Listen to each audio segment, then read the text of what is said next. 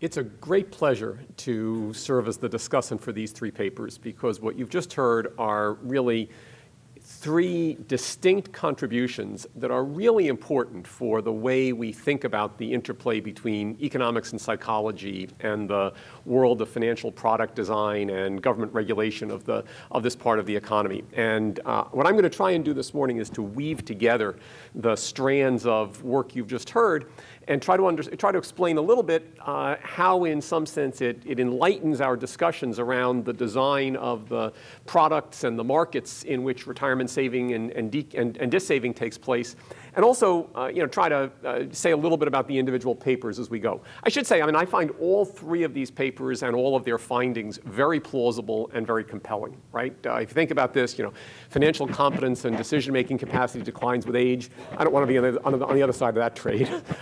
The notion that sort of these defaults and liquidity matter for the amount of money people accumulate, certainly so, and the notion that there are some folks who don't get it together and procrastinate in decision-making, again, very much consistent with things that we all believe and observe in the world. In many ways, what's quite striking is that it's taken so long for this kind of empirical regularity to make it into active discussion in the economics and financial discussion around retirement saving products. But what's really the case is that it now is front and center for these discussions, and there's now a tremendous amount of interesting work going on as we look at what's there. So I'm going to start with just a very quick, what have we learned from these papers and more generally.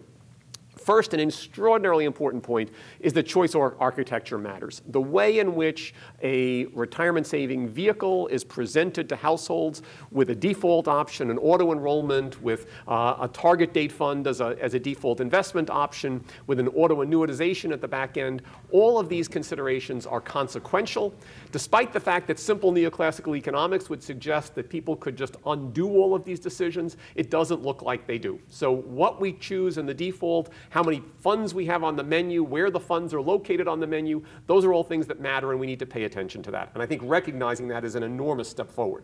Okay? Second, there are lots of individuals who are relatively passive with regards to even these quite important decisions about the amount they're saving. There's interesting evidence from Denmark that looks at workers who change firms, where they go from a firm that's contributing 3% of their salary to a firm that's contributing 9% of their salary to a retirement plan.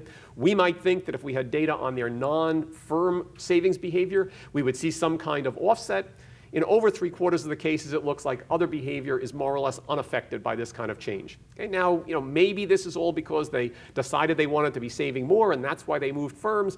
But you have to start to work and push a pretty big rock up the hill to explain what's going on. It seems as though an alternative is just they're pretty uninformed about this, and they don't pay that much attention. Some folks, of course, are paying a lot of attention, but there's a large group which seems passive and perhaps present biased. And then finally, there's this point about financial literacy, which is that there's a lot of differentiation in the capacity of people to make decisions, and it's pretty low for many people, and it declines with age, and that raises some consequences of its own. I should say, by the way, that beyond just documenting these patterns, one of the things that you see particularly in the middle paper on present bias is an attempt to go beyond just saying these are facts, but to try to ask, why do we observe what we see? So in particular, the subtext of the paper testing the, quote, present bias theory is an attempt to distinguish amongst a number of different competitive psychological explanations for why we observe people making these kinds of decisions that seem to shortchange the future, because that's going to be very important to help guide our welfare economics thinking about what to do in this area. I'm going to come back to that in just a minute. Let me just start, though, in terms of thinking about particular findings here. I want to talk about the cognitive function paper for just a minute, because I think this is really intriguing. And the question is, what do you make of these facts? Right? Let's take it as a given that there is, in fact, this decline. I'm going to offer two just kind of simple observations in this. First, think about the fact that most of the elderly households, at least for most of the time they are elderly, are going to be married couples. Right? At the very end, you've got a lot of folks who are single. But for a lot of years, you've got married couples. What do we think about the way married couples make decisions with respect to financial product choice and saving and other issues? If this is, let's sort of P be the probability that you do something stupid, right? The phone rings, somebody says, do you want to sign up for the new condo deal in Florida? And if you say yes, that's the wrong choice. Is the right way to think about this that if you've got two people in the household, that you've got two chances of screwing it up, so P goes to 2P, or is it that you have to convince your spouse to sign on, in which case it goes to P squared? Okay? The reason that matters is because if you take the probability of doing something dumb from point 1 to point 2, right, which is along the chart we've been seeing here, then if it's 2p, you've just taken the chance the household gets it wrong from 20 to 40%. Okay? If it's p squared, it's gone from 0.01 to 0.04. Okay? And it's 4 versus 2, but in some sense, the absolute magnitude of the problem is somewhat smaller. Okay? I offer that as an observation because I think the second part is replace spouse with child, trusted advisor, something like that, right? The kind of numbers that emerge from the financial literacy chart would, I think, make you think that there would be enormous amounts of really poor decision making that we would see, and people falling prey to mis-selling and things like that late in life because of these incredibly low literacy scores.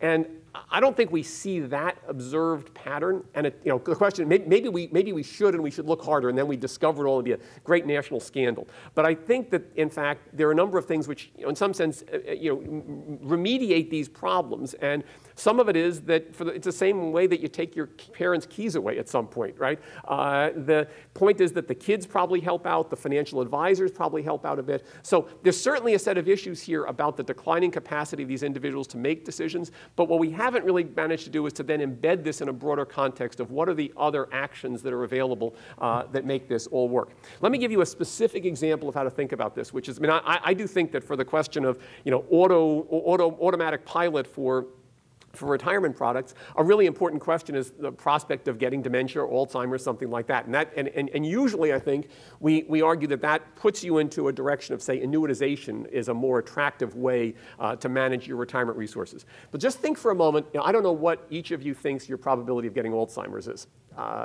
Think for a second about whatever it is. And now imagine I told you it's really 3 times that. Okay? And then I asked you, do you want to buy more or less annuitization now that you've just discovered the world is different? Okay? And the reason I think that's a hard question is because if you now know that you're going to need more long-term care of the kind that goes along with being an Alzheimer's patient, do you want to lock up and smooth out your retirement profile so that you're just getting that annuity every year, or do you want more of a lump sum that you're carrying forward that you might be able to draw down if, in fact, you get the, admittedly less than half probability, but whatever happens in terms of Alzheimer's. So, the trade-off, one of the things which we have not wrestled with very successfully is the role between precautionary saving and the need to have some liquid assets that you can tap into, and the annuity-type demand factors. And that's a persistent theme which you'll hear throughout the day. But I think it intersects very nicely with the discussion we've seen this morning in terms of the 3 papers and what they tee up for us. So that's my engagement with the fact here. The second thing I want to do is to talk a bit about optimal plan design, and it comes to the other 2 papers very directly.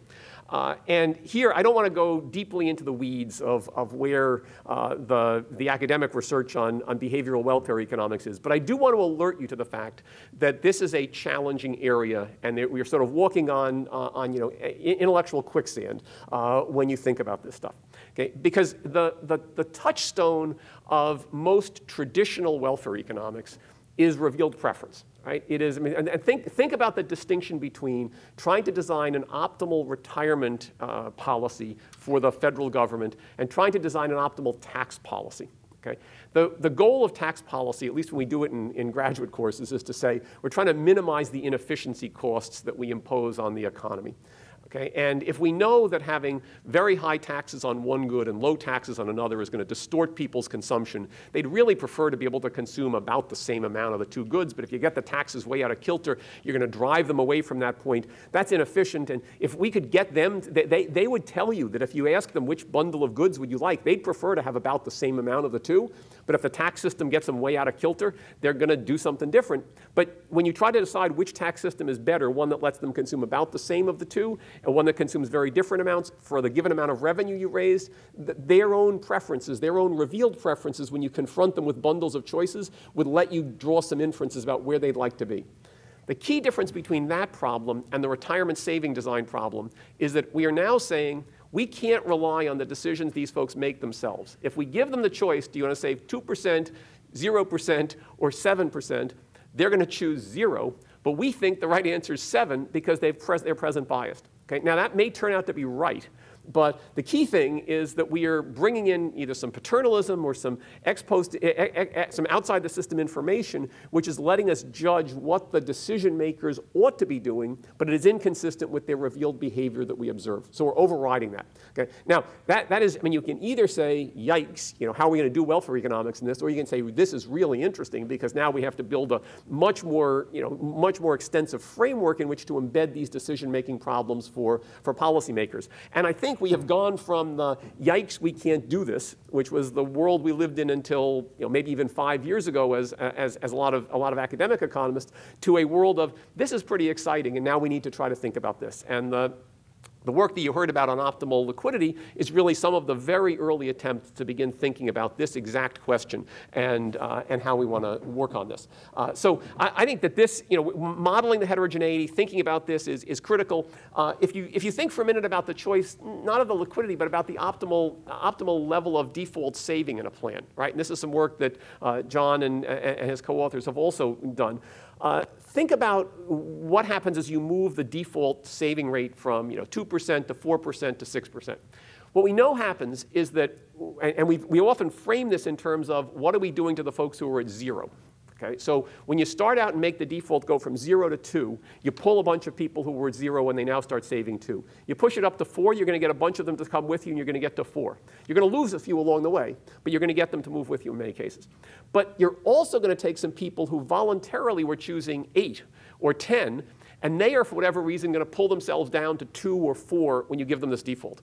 Okay? Now, depending on what you think about the relative costs and benefits of moving your 0s up to 4 and your 8s down to 4, you're going to decide, and depending on how many of them there are, right? If there were relatively few 8s and lots of 0s, then that's going to matter for this, and that's where the heterogeneity plays in.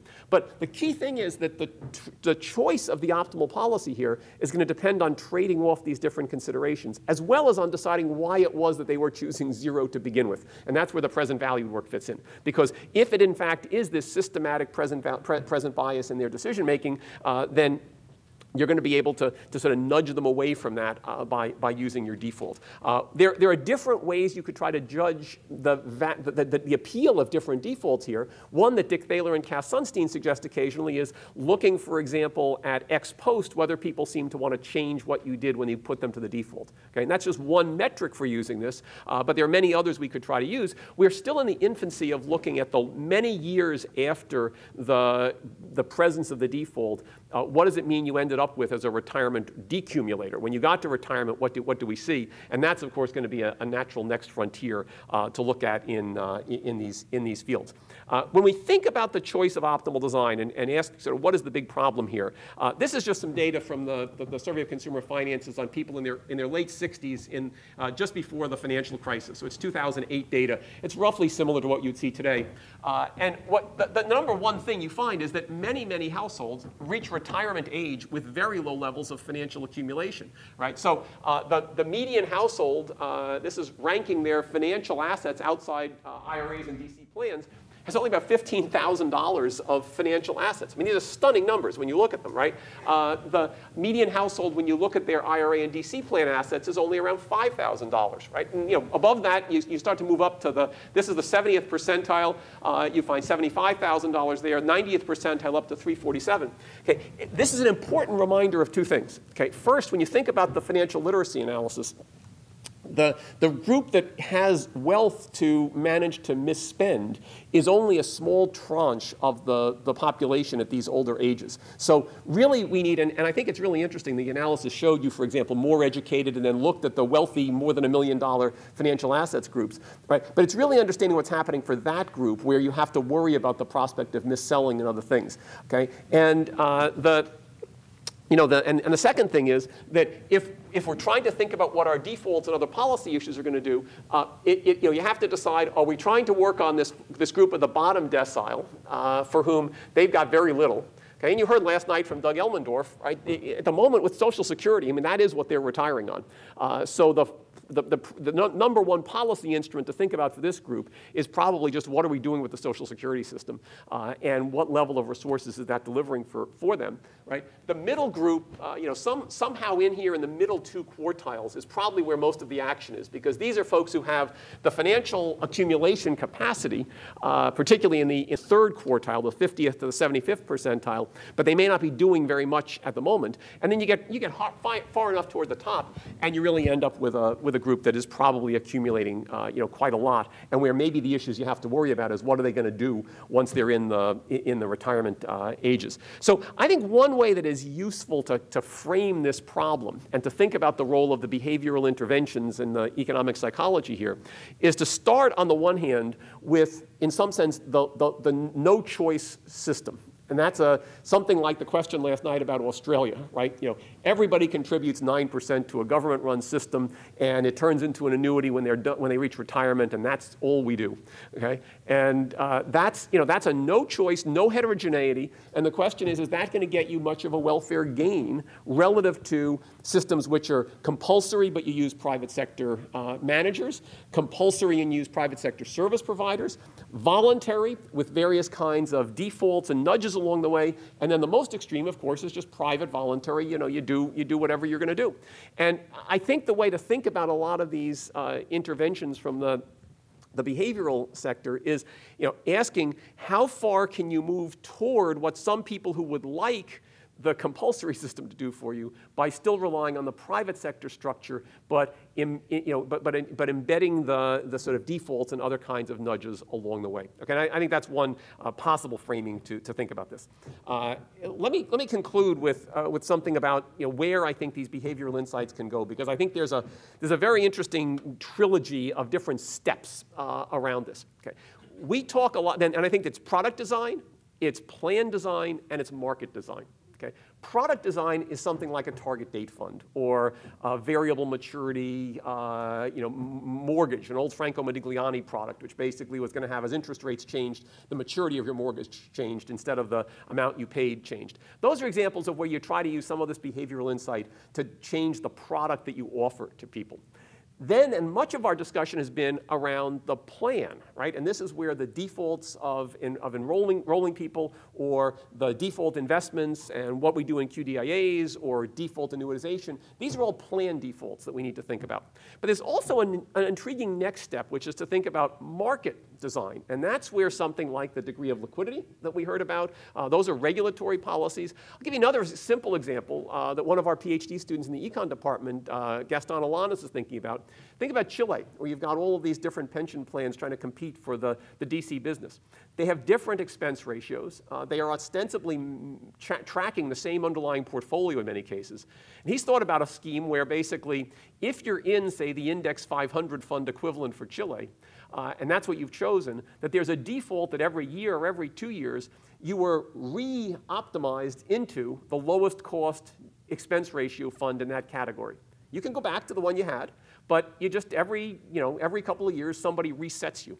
And that's an example. I think it's a creative idea. One could think about trying to do the welfare economics around it. But it is something which uses the market structure where there's a default there, and it's not at the plan level, it's not at the product level, it's rather at a sort of more overarching level. So I think there are extremely interesting questions to think about as we bring the insights of this behavioral economics to bear on this marketplace. And I'm very eager to hear some of the reactions from some of the market participants who are here with us today, also thinking about these issues. Thank you. There's time for a few minutes of questions. Do you mind managing? I'm happy to be a moderator. Thank you very much. Certainly. Maria Christina. I have a question for John. So I know at least of a couple of people who liquidated to buy a house, who liquidated their plans to buy a house, yes, which would seem to solve the self-control problem. So I'm wondering, first, in the data, do you have an idea how prevalent this kind of liquidation is to invest for something that is durable and actually helps the self-control problem? And second, do you think it's important to consider in the model? So, great question. I'll say one quick thing. The data I was presenting on the aggregate amount of withdrawals is really my summary of someone else's paper, so I don't have access to the details myself. I think they themselves don't know exactly what you're spending the money on, but what they're quoting is taxable withdrawals, and you can break that into taxable withdrawals and taxable withdrawals where there's also a penalty on top of it. So if you're withdrawing for the purposes of purchasing a home, you are going to have to pay a penalty, and so they can say there's a certain fraction of those early pre-retirement withdrawals which aren't associated with a home purchase. And I'm going to forget the exact numbers. It's approximately 2/3 of the number that I was showing you there that is a taxable withdrawal with a penalty on top of it. So I'm not going to be able to precisely quantify an answer to your question, but it's an important point, and certainly one that you would want to think about. We haven't incorporated it into the model, but it's a great suggestion. I think it's not.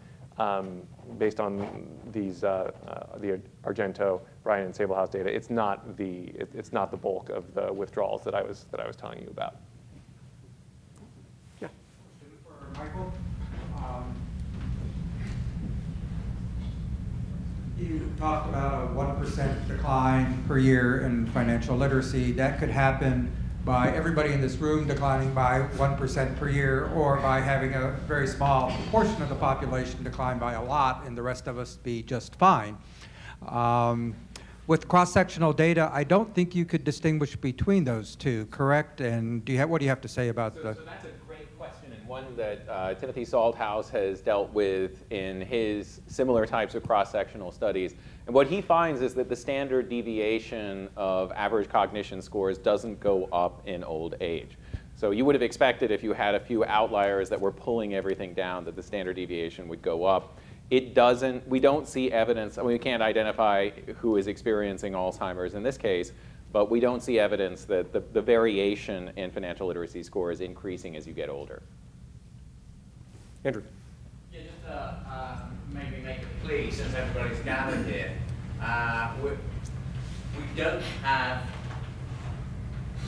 We don't have the types of data that will allow us to get refined theories separated, because we don't study people over time in their cognitive and wealth decisions. And so we're going to be speculating wildly for the next 50 years unless somebody builds a new data resource. And since the people are here, maybe somebody could think of doing it, but that's where we're going to be. Yeah. Yes, well, this is a question, I guess, primarily about procrastination. And there seems to be two things in my mind which could lead to that. One is preferences, which is kind of the hyperbolic, the time preference. And the other is salience, which is kind of the Akerlof notion. And certainly the notion that, about the defaults being very effective in getting a lot of people in would suggest that it might, that at least on that decision, it's more akin to salience, because they do not reverse that as a matter of preference. So are you able to talk about to what extent, say, procrastination is the issue is not salient in certain cases, and it's not something that people are forced to think about, it's not in front of them, as opposed to some sort of a preference? And this also addresses the question about how do you make some sort of welfare judgments out of behavior that's muddled by these behavioral factors. Yeah, so I think some of the results could be explained both by preferences and salience. If I have to think, for example, how much do you save, conditional on joining the plan, and we do find the procrastinators save less, and this is in a setting where you don't have a default, right? And so in that case, there is no salience whatsoever. It's just that after you sign, you have to make a preference. We do find the people with this type of what we interpret as present bias preference do save less.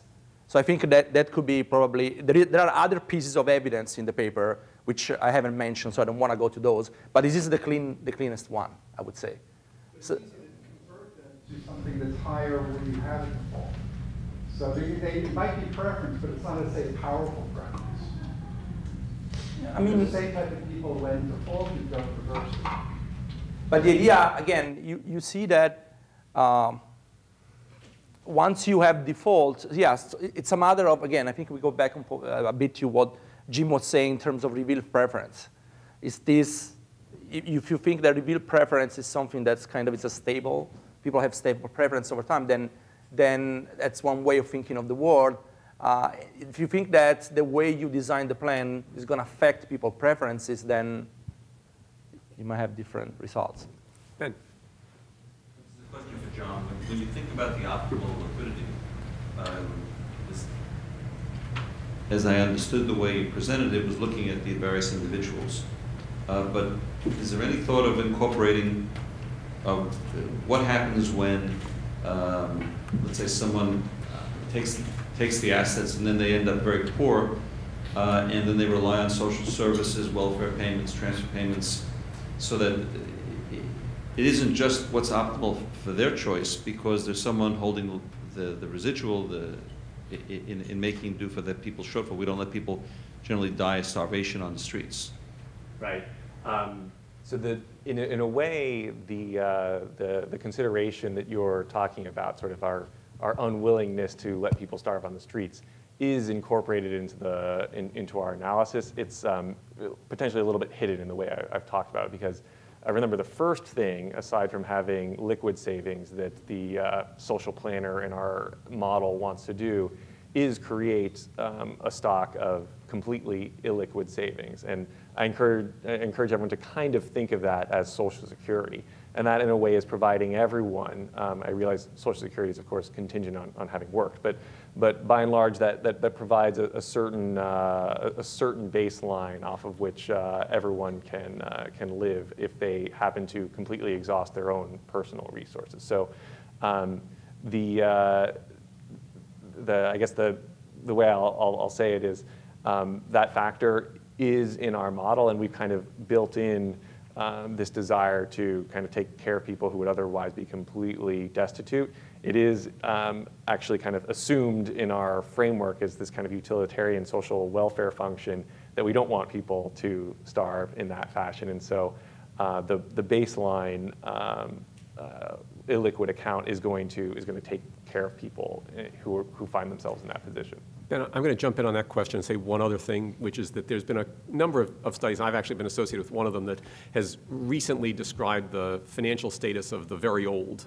Something like 40% of individuals in the year before they die have less than $25,000 of financial assets, and it's gotten some media attention on people run out of money at the end.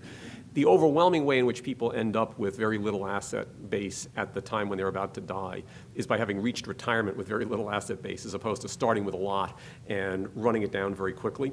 And the one place where the kind of issues that you're talking about, I think, are a serious possibility at the moment, and we haven't really seen, at least I haven't seen the data that really speaks to this in a convincing way, is the prospect of people spending down to Medicaid eligibility for long-term care in nursing homes.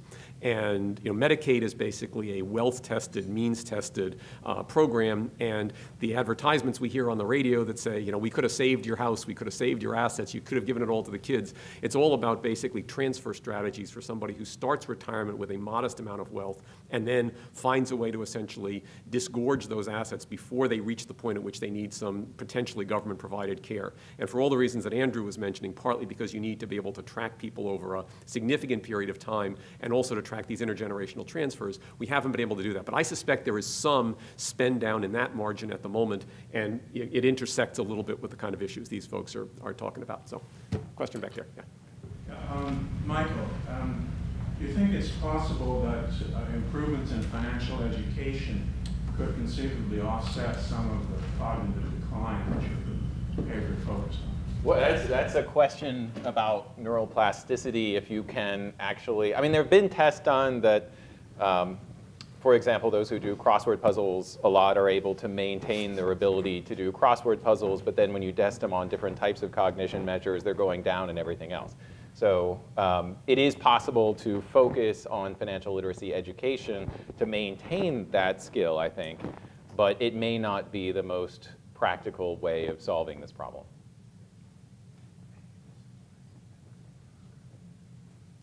All right. I think if we have no other questions. Oh, wait, motion, one more. Just a quick question for Michael. You know, the medical profession, the gerontologists talk about the difference between chronological age, which is what you're measuring, and I believe they call it cellular age, or perhaps biological age, and there seems to be about a 10-year variance. So somebody calendar-wise can be 60, but cellularly they can be 50. Do you think that there's a high correlation between the results that you have, and specifically financial literacy, and cellular age, or is it just going to be chronological age? Yeah, I'm not an expert on this topic. It's something that I wish I knew a little bit more about. I think it was, some of the more interesting results is looking at people, for example, who have a college or graduate education, who are probably going to be in that group that they're, a very low time preference group is more likely to take care of their health and other aspects. Do we still see that same rate of decline? And in fact, we do. So my guess is that you're still going to see a rate of decline, but it may start from a higher point, and it may, but my guess is that the rate is probably not going to change all that much. Okay. On that note, we are adjourned. We reassemble at 10:25 back in this room. Coffee's outside. Thank you very much.